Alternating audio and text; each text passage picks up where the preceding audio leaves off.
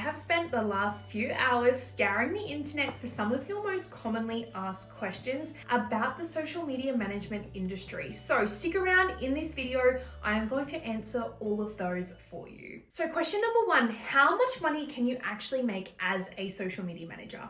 So this question is sort of like asking how long is a piece of string. There is no average answer, but what I'm gonna do is I'm gonna pop on the screen some average price points, depending on whether you are entry level, mid-level, or advanced level. So you can get sort of an idea of where the rough prices sort of sit. There are so many different variables to this, depending on the niche that you work with, obviously the service that you offer as well. It's going to be completely different, but this gives you a little bit of an average as to organic social media management and what the average or going rates are. Question number two, do you need to work for free to get your first client? Okay, the short answer is no. There's a number of different ways that you can go about this. So a lot of people think, I want to get into social media management, but I need to offer my services for free. And while you can go down that route, it's not the only strategy that you can implement. What I would recommend is creating sort of like a mock style portfolio where you go and create your own like visual mock-ups, some work to show how you sort of work to present to clients. But what you can also do is go out to people in your personal network or go into different Facebook groups, posting on obviously socials and LinkedIn, and you could offer say like a 50% off mark as like a beta to get and collect data and collect results. So then you can go out and offer your services at full price to clients. Question number three, is Canva enough to know, or do I need to learn a system like Photoshop?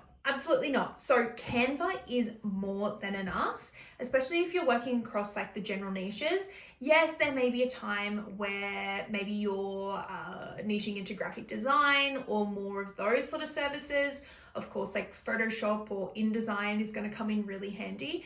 But Canva, for like 95% of you, it is going to be more than enough. And if you're someone like me who is not naturally skilled in graphic design, you can go over to Etsy, buy a couple of templates, grab them, recreate them, and make them your own. And then you're going to have some beautifully designed templates, whether it's for your own brand or for clients. Question number four, this is a spicy one. Should you post what the client wants or what you know will work? And what I'll say to this is you need to have a balance of both. You have to respect their input because at the end of the day, it is their business. Your best friend here is going to be data and reporting. You need to show them the numbers and show them that the strategy is gradually working, to show them that you are the expert, they hired you for a reason, and they need to place their trust in you. And also this comes down a lot to boundaries as well. So you're making sure that they're not pushing the boundaries and you stay firm on why you're doing or why you've implemented this specific strategy for them. Question number five, how do you deal with clients that do not pay on time? I can't stress enough how important it is to have clear contracts and payment terms in there. Something that is going to help you as well, because I see this so much all the time, not just social media managers, but creatives as well, that are burnt with businesses not paying them for their work. So how you can overcome this is obviously one, your contract, two, having clear payment terms, but also three, getting, if you are offering like a monthly retainer, getting payment up front. That's gonna be huge. So you're already that month in advance. So you've collected the cash before you've started the work. Question number six, is it true that anyone can be a social media manager? And is the industry too overcrowded? So this is a bit of a double-edged sword, this question. And to answer the first part of the question, yes, anyone can start as a social media manager, but few make it past the 12-month period because they don't know what they're doing. They have no strategy, no systems, and really no clear vision and roadmap on how to run a proper business, but also have the skills as well to complement them to actually get results for their clients in their business. And question number two, how do you stand out as a social media manager? I've got a couple of different answers to this. One is you need to learn marketing psychology and sales psychology. That is going to be massive in the way that you market, your messaging, having all of your landing pages and your languaging. It is huge to understand all of that and buyer psychology. And the second part of this question is personal brand. Personal brand is no longer optional, it's a non-negotiable. We need to invite people in and build that trust, because at the end of the day, they are investing in you and your business. So they need to be able to trust you as a person. So you really want to build authority with obviously the niche that you choose and your personal brand. They're going to be your two leverage points. And then we build on that by learning buyer behavior, marketing psychology, and sales psychology as well. Question number 7, what's the biggest mistake that social media managers make that stops them from signing clients? I've got 3 little tips on this. Number 1 is undercharging and therefore they burn out. Number 2 is having no niche and trying to help everybody. And number 3, it's waiting for referrals and word of mouth instead of doing the hard work and actually doing the outreach, the stuff that actually is going to get you clients. Question number 8, what is the easiest way to hit 5K months without burning out? The biggest thing here is choosing a profitable niche, but also having an irresistible hero offer.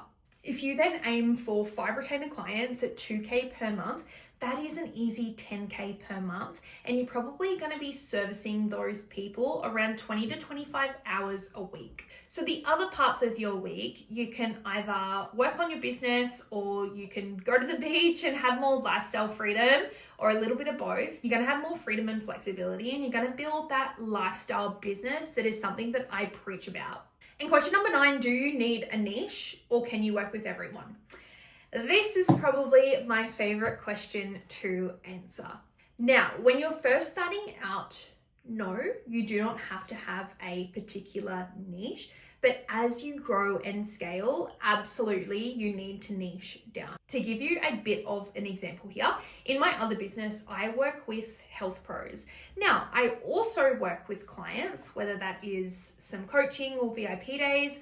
I work with clients in other niches, such as an equestrian niche, because that is my background. But do I advertise that? No. So those clients that I work with on these offers, if I choose to take them, this is through referrals and word of mouth, people that know, like, and trust me.